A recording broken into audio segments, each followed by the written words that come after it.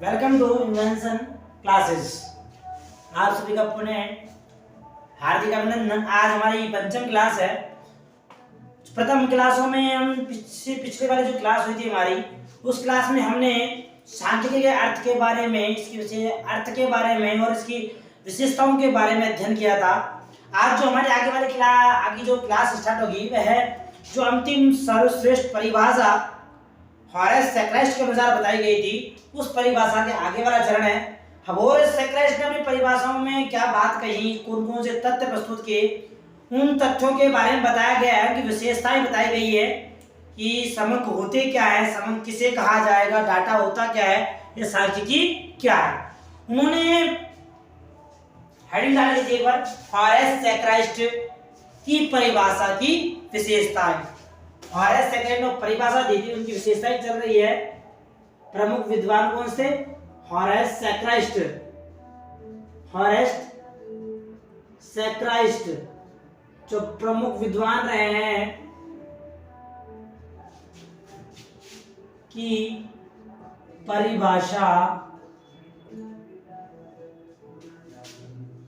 की विशेषताएं,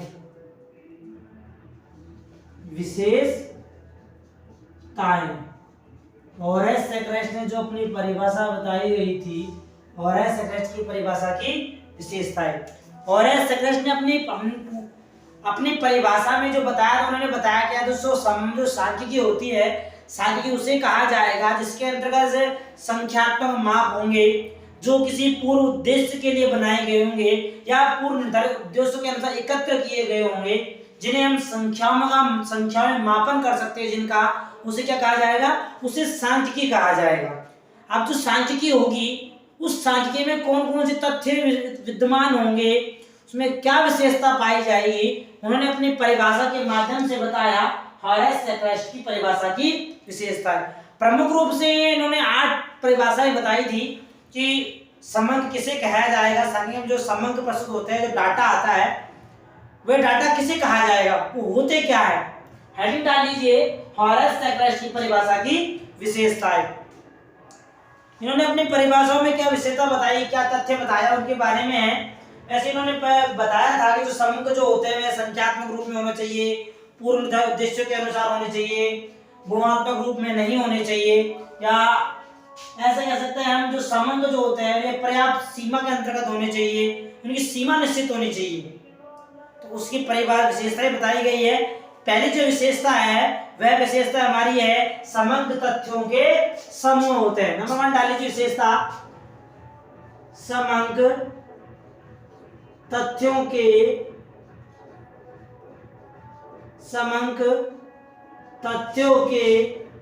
समूह होते हैं। क्या लिखा बच्चों? समंक क्या होते हैं? तथ्यों के समूह होते हैं। जो समंक वो होंगे, वे समंक हमारे तथ्यों के समूह बताए गए हैं। अब यह जो तथ्य होता है, तथ्य किसी भी रूप में हो सकता है। उसका अंकों के रूप में किसी व्यक्ति की लंबाई बता दो, किसी व्यक्ति का आयु बता दो। जैसे कोई व्यक्ति है, व्यक्ति मंथली पैसा कमाता है, इनकम कमाता है, तो उसकी एक आय होती है, वह आय के लिए समंक मानी जाएगी। मैंने बताया जैसे किसी विद्यार्थी की आयु 10 वर्ष है, 10 वर्ष संख्या आ गई हमारी, संख्या आ गई तो मतलब यह क्या हो गया, आंकड़ा हो गया। व्यक्ति की लंबाई है, इस व्यक्ति की, इस छात्र की लंबाई 5 फीट है, तो यह ब्लैक बोर्ड है, यह ब्लैक बोर्ड या व्हाइट बोर्ड 4 फीट का है, तो मैंने इसे क्या बता दी, लंबाई। अब 4 जो बोला मैंने, क्या बोला, संख्या तो बोला, एक अंक के रूप में बोला। अंक बोलने का मतलब यह क्या हो गया, समंक हो गया। तो ये समंक जो होंगे वे हमारे संख्यात्मक रूप में प्रस्तुत होंगे, इसलिए कहा गया समंक तथ्यों के समूह होता है। इसमें 4 सब 4 पर लिख लिए। जैसे बता सकता हूं, जैसे कह सकते हैं हम तथ्य को, कैसे, जैसे किसी व्यक्ति की आयु, किसी छात्र या व्यक्ति की आयु, छात्र या व्यक्ति की आयु, किसी भी छात्र की या व्यक्ति की जो आयु होगी, आयु मान लो 10 वर्ष है, 40 वर्ष है, ये सब क्या है, उसकी आयु है। तो आयु मतलब आयु हो गया तो मतलब क्या हो गया, ये अंक हो गया। समंक तथ्यों के समूह होते थे, तो ये ग्रुप के समूह है। हम ऐसे कह सकते हैं जैसे ग्रुप होता है, किसी छात्र के व्यक्ति की, किसी छात्र या व्यक्ति की आयु, अब आयु में छात्र में क्या होंगे, ये अनेक व्यक्ति होंगे, क्या होंगे, ये अनेक व्यक्ति होंगे, अनेक व्यक्ति क्या होंगे, ये अनेक व्यक्ति होंगे, तो क्या कहेंगे इनको हम समंक कह सकते हैं। यदि यहाँ पर यह एक व्यक्ति होगा, यदि यहाँ पर यह एक व्यक्ति होगा तो उसे समंक नहीं कहा जाएगा। यदि अनेक व्यक्तियों और छात्रों की आयु दिखाई गई है, जिसमें 10 वर्ष और 40 वर्ष, दो उदाहरण लीजिए, किसी छात्र या व्यक्ति की आयु 10 वर्ष 40 वर्ष है, मान लो 30 वर्ष है। अब ये क्या आ गए, अनेक व्यक्ति या छात्र आ गए, अनेक व्यक्ति और छात्र आगे तो क्या है, ये समंक माने जाएंगे। मानो यहाँ पर यदि ऐसे लिखा गया कि एक छात्र की आयु, एक छात्र की आयु 10 वर्ष है, अब यहाँ पर यह है कि हमारे समंक नहीं माना जाएगा। समंक इसलिए नहीं माना, समंक क्यों नहीं मानेंगे, क्योंकि ये समंक नहीं होंगे। समंक क्या होंगे, नहीं होंगे। क्यों नहीं होंगे, समंक इसलिए नहीं माने जाएंगे क्योंकि यहाँ पर एक व्यक्ति की, छात्र की आयु बताई गई है। मैंने कहा कि एक व्यक्ति की आयु, आय कैसे हो, आय इनकम, यदि एक व्यक्ति की आय होगी, जैसे आय में 10,000 रुपए ऐसा प्रति माह है, ये क्या है, एक व्यक्ति की आयु है। अब एक व्यक्ति की आयु को समंक नहीं कहा जाएगा। यदि यहाँ पर 4 या 4 से अधिक या 2 से अधिक व्यक्तियों की आयु दिखा रखी है, आय दिखा रखी है, आंकड़े दिखा रखे हैं, तो वहां पर उन्हें समंक कहा जाएगा। यानी 1-2 से अधिक व्यक्ति की आय दिखा दी, आयु दिखा दी, हमने लंबाई दिखा दी, लंबाई का उदाहरण ले, जैसे मैंने कहा एक छात्र की लंबाई, क्या बता दिया बच्चों, एक छात्र की लंबाई कितनी है, 5 फीट है। ये सभी तथ्य समंक नहीं होंगे, नहीं होंगे। इन सभी तथ्यों को समंक नहीं कहा जाएगा, क्योंकि समंक की विशेषता है कि समंक कैसे होने चाहिए, समूह में होने चाहिए। और यहाँ पर एक व्यक्ति, एक छात्र, एक व्यक्ति आ रहा है, तो यहाँ पर ग्रुप नहीं बन रहा है, समूह नहीं बन रहा है, और यहाँ समूह नहीं बन रहा है, तो ये सब हमारे समंक नहीं माने जाएंगे। समंक मानने के लिए एक ही जाति के अनेक व्यक्ति होने आवश्यक है, अनेक व्यक्तियों का डाटा या समंक होना आवश्यक है, तभी उसे समंक कहा जाएगा। ठीक है, आगे लिखिए। ये समंक के बारे में हो गया कि उन्हीं तथ्यों को समंक माना जाएगा और उन्हें समंक कहा जाएगा। मैं तो पूर्ण रूप से बता देता हूं, एक बार स्क्रीनशॉट तो ले लिया आप लोगों ने। वैसे देखो मैं दिखा देता हूं समंक कैसे कहेंगे, ऐसे समझ सकते हैं इसको। इसमें लिख लो, यदि एक ही व्यक्ति के आंकड़े या सूचना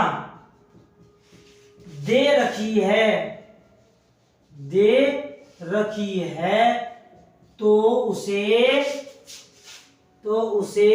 क्या नहीं कहेंगे, समंक नहीं कहेंगे, तो उसे समंक नहीं कहा जाएगा।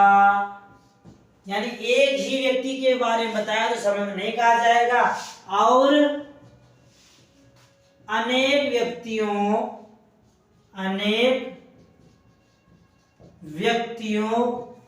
के आंकड़ों को समंक कहा जाएगा।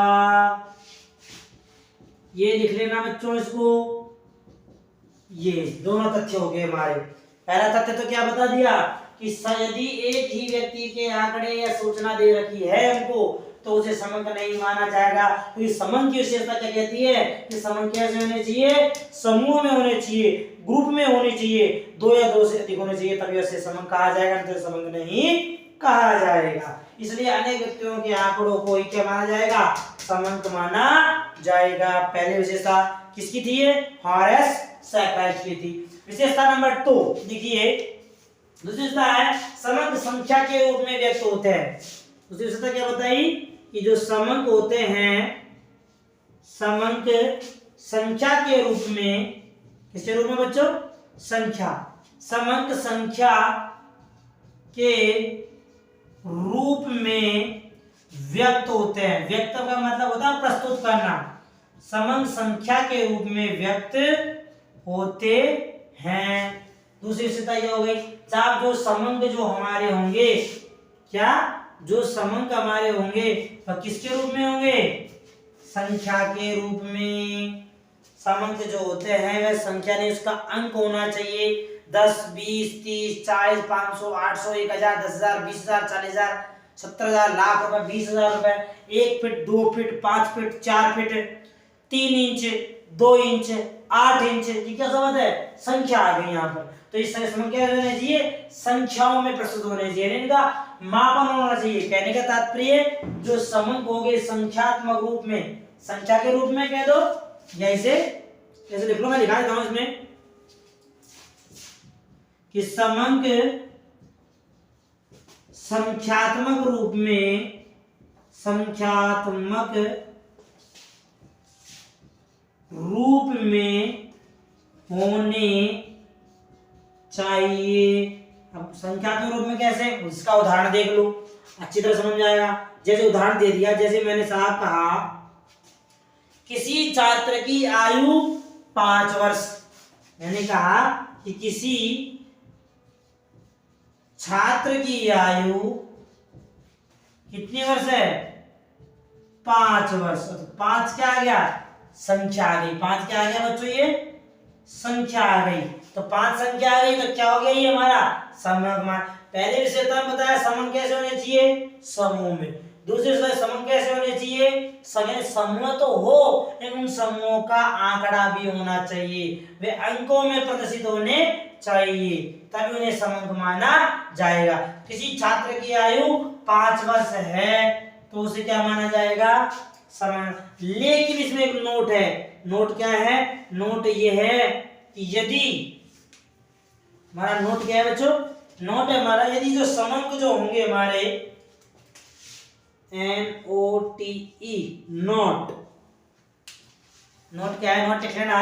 यदि समंक डाटा जो हमारा होगा, यदि समंक गुणात्मक रूप में है, किस रूप में? यदि समंक गुणात्मक रूप में है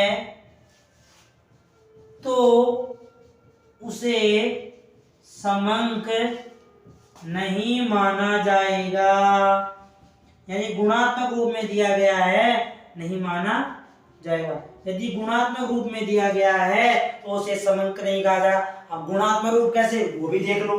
गुणात्मक रूप कैसे होगा हमारा? जैसे बुढ़ापा, बचपन, छोटा, बड़ा, कमजोर, मोटा, पतला, ये सब क्या है? ये सब गुण है कि यह आदमी मोटा है, यह आदमी पतला है, यह आदमी छोटा है, यह आदमी कमजोर है। ये सब क्या है? गुणात्मक रूप है। ये सब गुणात्मक रूप में यदि कोई सूचनाएं दी गई है तो वे सभी सूचनाएं समंक नहीं मानी जाएगी। यदि उन्हें संख्यात्मक रूप में प्रदर्शित किया गया है तभी उनको समंक माना जाएगा, नहीं तो समंक नहीं कहा जाएगा। गुणात्मक रूप लिख लेना उसमें उदाहरण। जैसे उदाहरण कह सकते हैं, जैसे बुढ़ापा, कमजोर, पतला, छोटा, मोटा, बड़ा आदि, ये सब क्या है? गुणात्मक मापन है। यदि समंक जो होंगे, समंकों को, समंक की विशेषता हुई समंक संख्या के रूप में व्यक्त होते हैं, ये समंक संख्यात्मक रूप में होने चाहिए। जैसे किसी छात्र की आयु 5 वर्ष है, किसी व्यक्ति की आयु दिखा दो सब, जैसे 10 वर्ष हुई।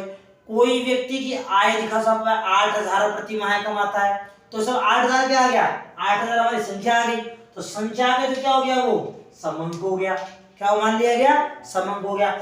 नोट लिखा गया यदि समंक गुणात्मक रूप में है, इसमें रूप में गुणात्मक कौन सा होता है? बुढ़ापा, कमजोर, पतला, छोटा, मोटा, बड़ा आदि। ये सब क्या है, गुणात्मक रूप में। यदि गुणात्मक रूप में दिया हुआ है, जैसे कहते हैं राम का भाई रमेश से मोटा है, अब यहाँ क्या हो गया कि राम का जो भाई है वह रमेश से क्या है, मोटा है, तो यानी राम का जो भाई होगा वह रमेश से मोटा होगा। तो यहाँ मोटे की और पतले की तुलना की गई है, तुलना तो है लेकिन किसकी है, मोटे की और पतले की। तो यहाँ गुणात्मक रूप में मापा गया है, जैसे से समंक नहीं कहा जाएगा, यानी समंक जो होने चाहिए वह संख्यात्मक रूप में प्रस्तुत होने चाहिए, नहीं तो उसे समंक नहीं माना जाएगा। इसके जो मिलाना है इसका एक बार तीसरी विशेषता का अध्ययन करते हैं। जो तृतीय विशेषता बताई गई है वह है हमारी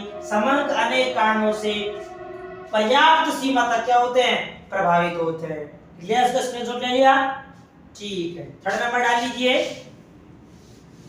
नंबर थर्ड, समंक जो होते हैं ये पर्याप्त सीमा, यानी जहां तक हमें आंकड़े लेने चाहिए पर्याप्त सीमा तक,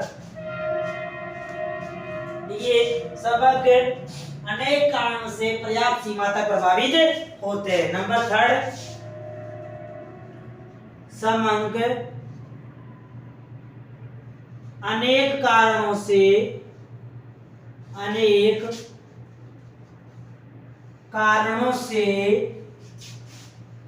पर्याप्त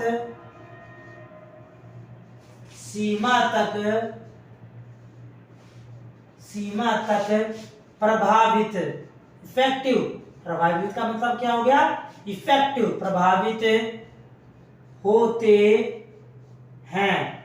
यानी जो हमारे समंक होंगे वह अनेक कारणों से, अब वो जो कारण होगा, कारण कुछ भी हो सकता है, यहाँ हमने बताया एक चीज कारण और पर्याप्त सीमा तक, यानी जो हमारे समंक होंगे वे सभी समंक अनेक कारणों से पर्याप्त सीमा तक प्रभावित होते हैं। अब अनेक कारण कोई सा भी हो सकता है, जैसे हम उदाहरण लेते हैं किसी विद्यालय का, समझ लेना जो उदाहरण मान ले कि उदाहरण अच्छा क्या है, उदाहरण के माध्यम से बताने से विद्यार्थी को वह जो टॉपिक होता है वह बिंदु होता है पूर्ण रूप से स्पष्ट होता है, समझ में आता है, अच्छी तरह से वह समझता है। तो लिखने से अनेक कारण कैसे होंगे, जैसे उदाहरण ले लेते हैं इसका, उदाहरण जैसे उदाहरण ले लिया किसी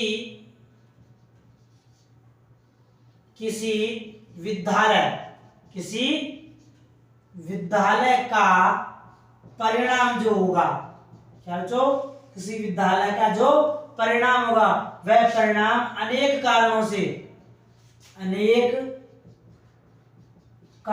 से प्रभावित होता है, प्रभावित हो सकता है। अब अनेक कारण कैसे होंगे, अनेक कारण कोई से भी हो सकते हैं साहब। जैसे हम कह सकते हैं नंबर वन पे कह दिया साहब हमने कि विद्यालय के अंदर जो परीक्षा ली गई, परीक्षा का मापन क्या था, निम्न स्तर का था, इजी परीक्षा। तो पहला कारण क्या हो गया, परीक्षा का स्तर निम्न होना। परीक्षा का स्तर निम्न होगा तो परिणाम कैसा जाएगा, ऊंचा जाएगा। नंबर टू, प्रश्न पत्र का सरल होना, सरल या कठिन होना। अब जो पेपर बनाया गया है बच्चों के लिए, बच्चों का परीक्षण करने के लिए जो पेपर बनाया गया है वह पेपर किस स्तर का है, या तो सरल होगा या फिर कठिन होगा। सरल होगा तो कहां पहुंच जाएगा, ऊंचे लेवल पर पहुंच जाएगा, और कठिन है तो कहां पहुंच जाएगा, नीचे वाले लेवल पर चला जाएगा, निम्न होता चला जाएगा। तो यानी अनेक कारण हो गए। तीसरा कारण भी कह सकते हैं, जैसे विद्यालय का मैनेजमेंट, विद्यालय प्रबंधन जो होता है वह कभी हल्के स्तर से कॉपियां जांच करता है, यानी विद्यार्थी को पास करने के लिए हम ऐसे कह सकते हैं। नंबर थर्ड, विद्यालय की उदार नीति होना, यानी विद्यालय की उदार नीति होगी तो भी वह कारण होगा। नंबर फोर, अध्यापक द्वारा छात्र सहानुभूति दिखाना या एक कठोरता करना, छान दिखाना या कठोरतापन दिखाना।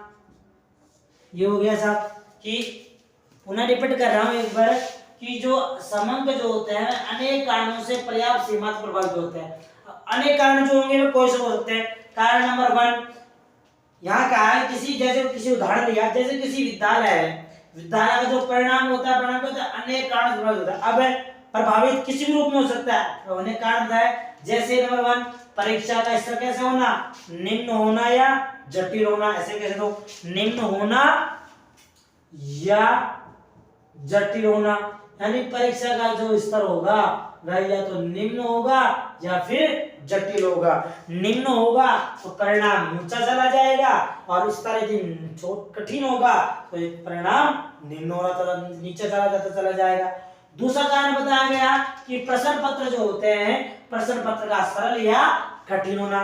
प्रश्न पत्र सरल बनाए गए हैं तो प्रत्येक विद्यार्थी उसमें पास हो जाएगा और विद्यालय जो रिजल्ट हो जाए और टॉप में चला जाए। कई बार होता है कक्षा के अंदर कुछ अध्यापक क्या होते हैं, अपने विषय में नाम दिखाने के लिए, नाम कमाने के लिए विद्यार्थी क्या देते हैं, विद्यार्थियों को पेपर सरल बना देते हैं और विद्यार्थी पूरे पेपर में अच्छे नंबरों से पास हो, पेपरों को बता देते हैं।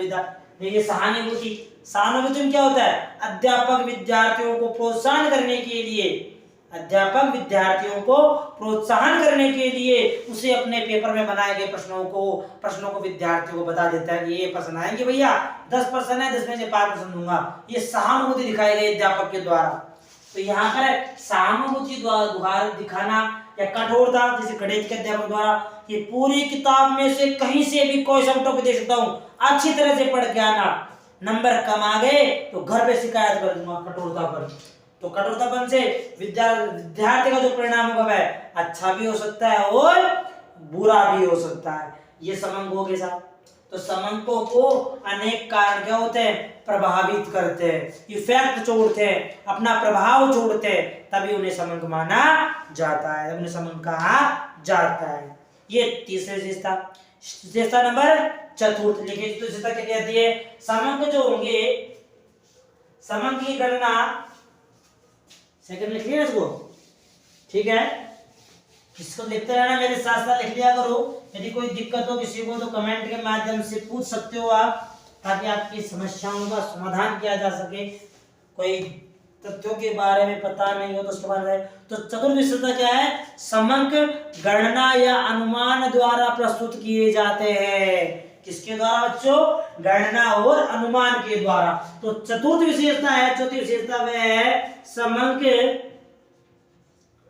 समंक गणना या अनुमान द्वारा, किसके द्वारा, गणना या अनुमान द्वारा व्यक्त किए जाते हैं, यानी गणना या अनुमान के द्वारा प्रस्तुत किया जाएगा, व्यक्त किए जाते हैं। यानी जो हमारे समंक होंगे उन समंकों को गणना के द्वारा या अनुमान के द्वारा ही प्रस्तुत किया जा सकता है। इसमें बाउले साहब ने एक तथ्य भी बताया था, बाउले साहब ने परिभाषा में बताया गया था कि जो समंक होते हैं वह समंक बड़े अंकों को इकाई अंकों तक ठीक से नहीं, कई बार क्या होता है जो बड़े अंक होते हैं, बड़े अंकों इकाई अंकों तक गिनने के लिए केवल अनुमान लगा लिया जाता है कि साहब ये जो अंक आएगा शायद लाख तक आएगा, 1000 तक आएगा।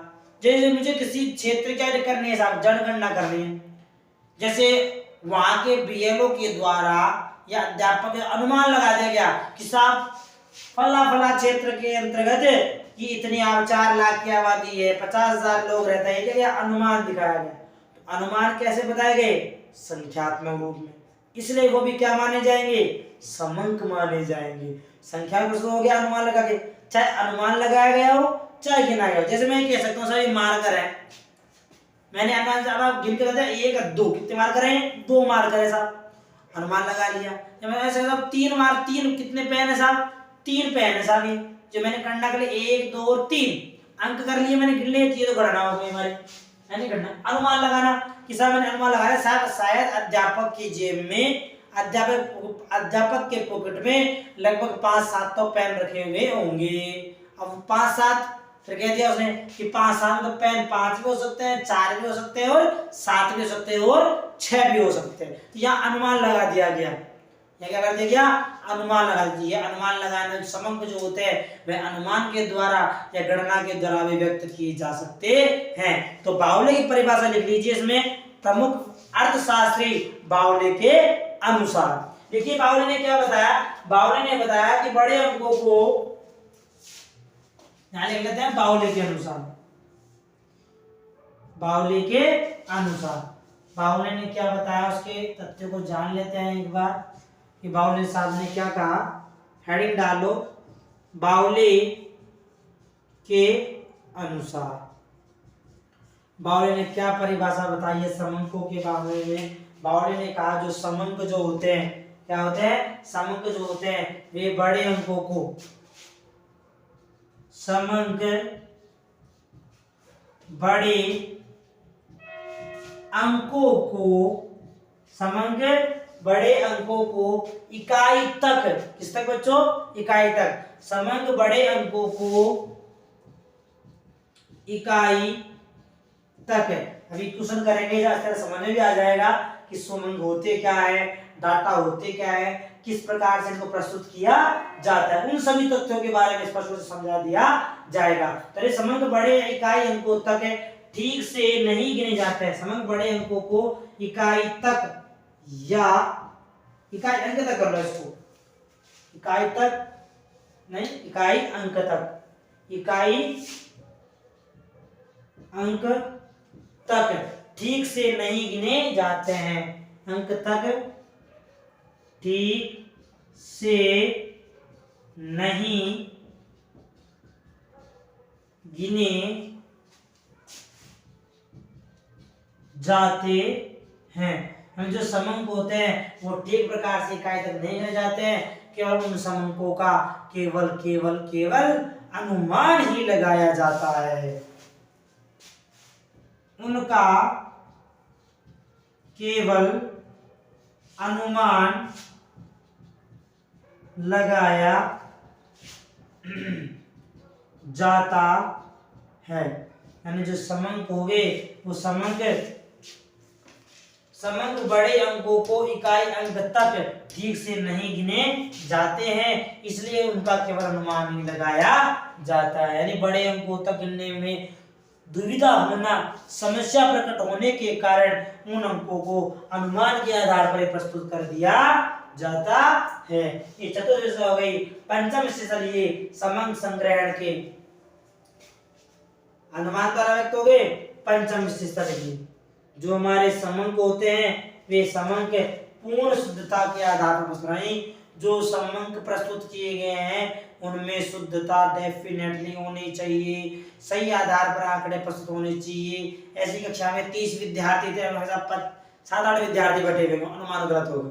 वहां संख्या का मापन हो सकता है, आंकड़े सही प्रस्तुत किए जा सकते हैं, तो वहां पर आंकड़े सही प्रस्तुत ही करने चाहिए। यानी उन आंकड़ों में, उन सूचनाओं में पूर्ण रूप से परिशुद्धता होनी चाहिए। तो छठी 5 विशेषता है वह हमारी यही है कि समंकों में पूर्ण परिशुद्धता होनी चाहिए। लिख लीजिए 5 विशेषता कि समंक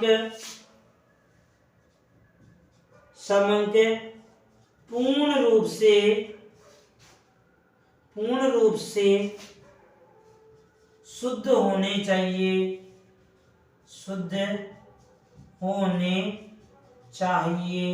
यानी जो समंक होंगे वह पूर्ण रूप से शुद्ध होने चाहिए। यदि शुद्धता उनमें नहीं है तो समंकों को सही माना जाएगा। यानी प्रमुख विद्वान हॉरेस सैक्राइस्ट जिसकी विशेषताओं के बारे में पढ़ रहे हैं, उन्होंने बताया भी था कि जो समंक होते हैं, डाटा होते हैं, पूर्ण रूप से शुद्ध होने चाहिए। और शुद्धता का एक ही परिणाम है, जो समंक होने चाहिए वह समंक इकट्ठा करते समय पूर्ण उद्देश्य के साथ। कहने का तात्पर्य समंकों को इकट्ठा करने से पहले उनका पूर्व उद्देश्य निश्चित होना चाहिए। बिना किसी पूर्व उद्देश्य के समंक एकत्र किए गए हैं तो उन समंकों में पूर्ण रूप से शुद्धता नहीं पाई जाएगी। यह हॉरेस सैक्राइस्ट ने कहा कि समंक जो होने चाहिए पूर्व निर्धारित उद्देश्यों के अनुसार एकत्र होने चाहिए, तभी समंकों में पूर्ण शुद्धता पाई जाएगी। यानी समंक ऐसे होने चाहिए जो किसी व्यक्ति के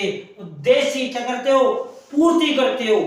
यानी बिना उद्देश्य के पूर्ति के समंक नहीं होने चाहिए।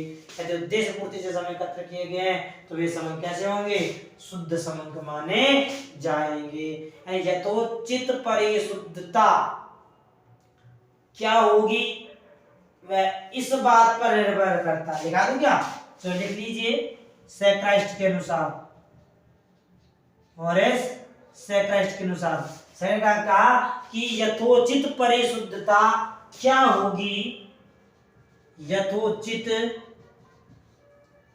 परिशुद्धता, यथोचित परिशुद्धता क्या होगी, यथोचित परिशुद्धता क्या होगी वह इस बात पर निर्भर करता है, यह इस बात पर निर्भर करता है,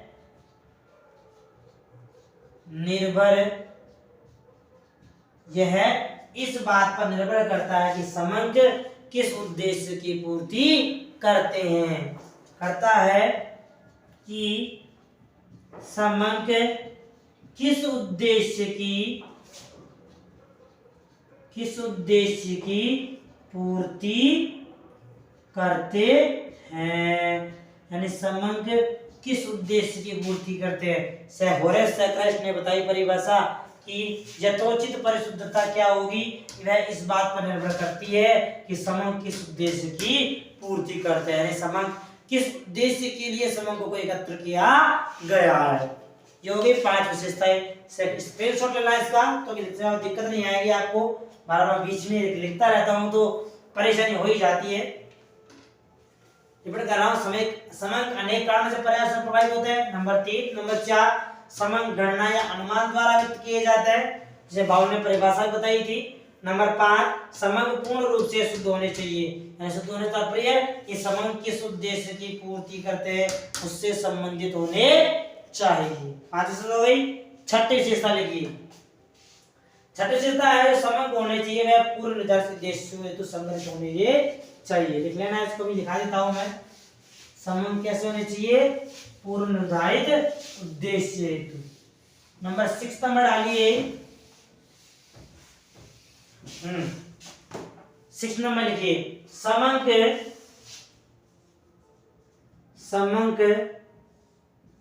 पूर्व निर्धारित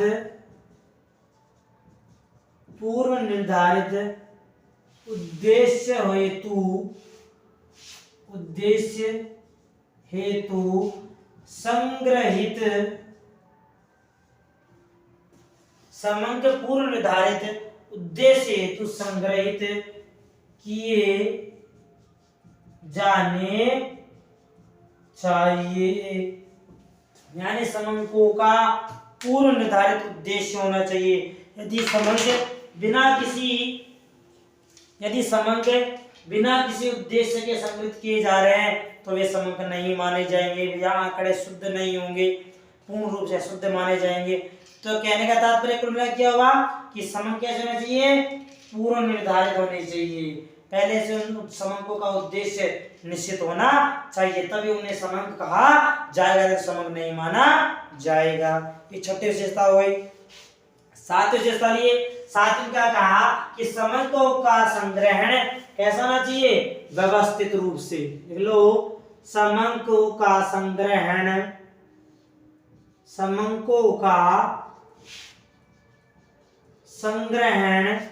व्यवस्थित रूप से। किस रूप से बच्चों, व्यवस्थित। समंकों का संग्रहण व्यवस्थित रूप से होना चाहिए। यानी समंकों का जो संग्रहण होगा वह किस रूप से होना चाहिए, व्यवस्थित रूप से। यानी जिस क्रम से समंक एकत्र करने चाहिए उसी व्यवस्थित रूप से, पूर्ण रूप से पूरे आंकड़ों सूचनाओं को एकत्र करते हुए समंक होने चाहिए। समंक कैसे होने चाहिए, व्यवस्थित होने चाहिए। अंतिम जो 7वीं आठवीं परिविशेषता बताई वह है समंक परस्पर एक दूसरे से कैसे होना चाहिए, संबंधित होने चाहिए। तो लिख लो आठवीं विशेषता, समंक एक दूसरे से, समंक एक दूसरे से संबंधित, एक दूसरे से संबंधित होने चाहिए। यानी जो समंक प्रस्तुत किए गए हैं वे समंक एक दूसरे से संबंधित होने चाहिए। ऐसा नहीं कि एक व्यक्ति के बारे में बता दिया, उस एक व्यक्ति का यदि अन्य व्यक्ति से कोई संबंध नहीं प्रकट हो रहा है तो वहां पर उन्हें समंक नहीं माना जाएगा। उनका आपस में एक समंक का दूसरे समंक के साथ जुड़ा हुआ होना चाहिए। जैसे हम ऐसे कह सकते हैं कि रमेश सुरेश से 10 वर्ष बड़ा है, तो यहां पर क्या हो गया, संबंध हो गया किसका, रमेश का और सुरेश का। रमेश का और सुरेश संबंध हो गया तो दोनों का संबंध हो गया, क्या होंगे, क्या माने जाएंगे, वे समंक माने जाएंगे। अब एक उदाहरण कर लेते हैं, उदाहरण के माध्यम से आप पूरी जो विशेषताएं आपने पढ़ी उसका विस्तार पूर्वक आपको ज्ञान हो जाएगा, अध्ययन हो जाएगा, आपको पता लग जाएगा कि समंक क्या होते हैं और समंक क्या होने चाहिए। यानी कह सकते हैं कुल मिला के समंक में 3 प्रकार के गुण पाए जाते हैं, तभी समान समंक आ जाएगा। नंबर 1 समंक सजातीय होना चाहिए। नंबर 2 समंक संख्यात्मक रूप में होना चाहिए। नंबर 3 समंकों में तुलना होनी चाहिए।